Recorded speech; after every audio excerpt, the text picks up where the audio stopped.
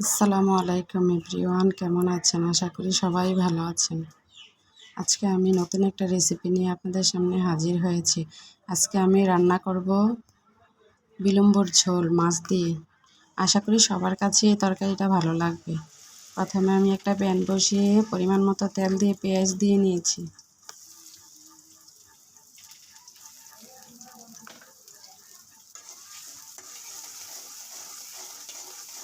তারপর পেঁয়াজটা হালকা নেড়ে চেড়ে নেব, হালকা বাদামি কালার করে নেব। তারপর পরিমাণ মতো লবণ দিয়ে দেব।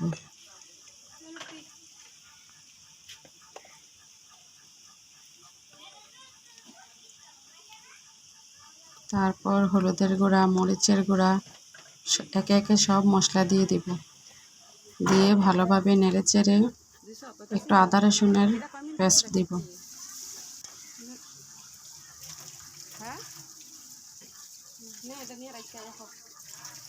তারপর পরিমাণ মতো পানি দিয়ে নিব। পানি দিয়ে ভালোভাবে নেড়েচেড়ে মশলাটা কষিয়ে নিব। ততক্ষণ পর্যন্ত কষাবো যতক্ষণ তেলটা উপরের দিকে না আসে। তারপর মাছ দিয়ে দিব, মাছ দিয়ে আরেকটু ভালোভাবে কষিয়ে নিব।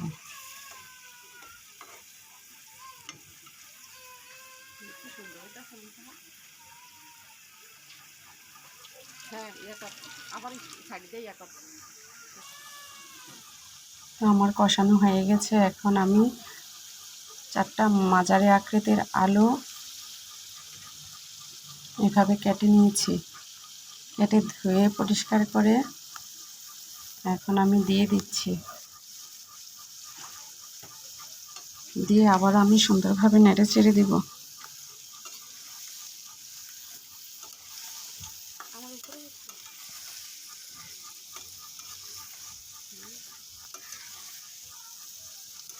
ভালোভাবে আলুটার সাথে মিশিয়ে দেব ঝোলটা।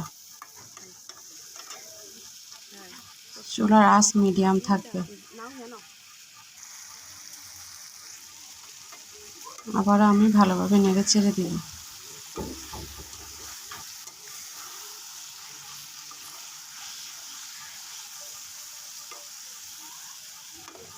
আশা করি আপনাদের সবার কাছে এই তরকারিটা ভালো লাগবে। আমার কাছে তো খুবই ভালো লাগে। আপনারাও আমার মতো এভাবে ট্রাই করে দেখবেন। তারপর হালকা ঝোল দিয়ে নিব আর একটু ভালোভাবে কষানোর জন্য। কষানো যত সুন্দর হয় তরকারি ততই টেস্ট হয়।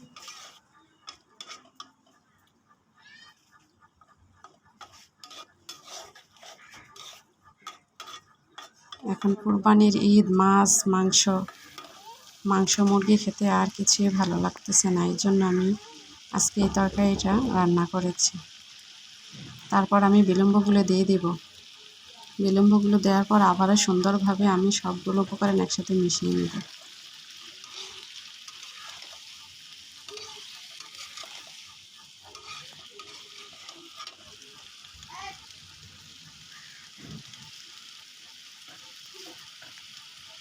সুন্দরভাবে মেশানো হয়ে গেলে আমি 4-5টা মরিচের ফালিও দিয়ে দিয়েছি।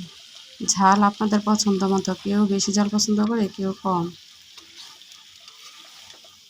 এজন্য কাঁচামরিচটা দিলে যে বেশি পছন্দ করে কাঁচামরিচটা দিয়ে খেতে পারে।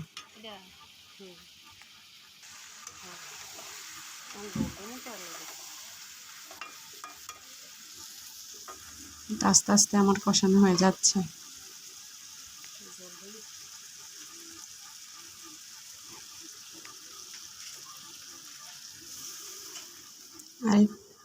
আর একটু ঝোল দিয়ে দিব ভালোভাবে কষানোর জন্য।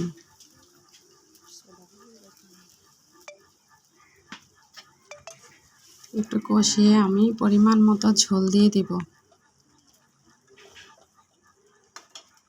যে যতটুকু ঝোল খায়, যেহেতু এটা বিলম্ব তরকারি একটু ঝোল বেশি দিব, কারণ ঝোলটাই অনেক মজা হয়। আপনারাও আমার মতো এভাবে রান্না করে দেখবেন।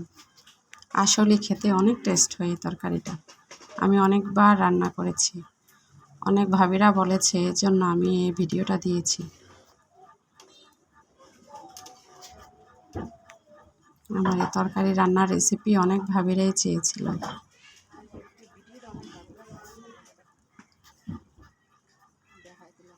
ততক্ষণ পর্যন্ত বলক আসবে যতক্ষণ তেলটা উপরের দিকে না ভাসে।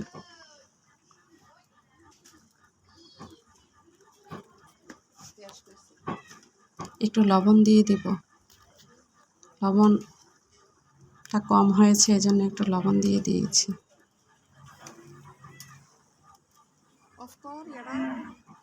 তারপর আবার একটু ভালোভাবে নেড়ে চেড়ে নিব। তারপর দিয়ে দিব ধনিয়া পাতা।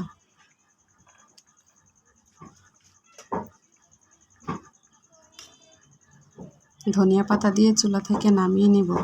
এখন গরম গরম পরিবেশন করব। ভাতের সাথে তরকারিটা খুব যায়, আপনারা খেয়ে দেখতে পারেন।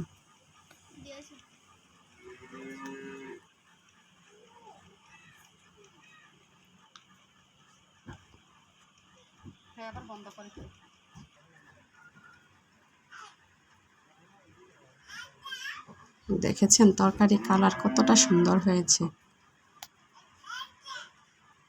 সবাই ভালো থাকবেন। আসসালামু আলাইকুম এভরিওয়ান।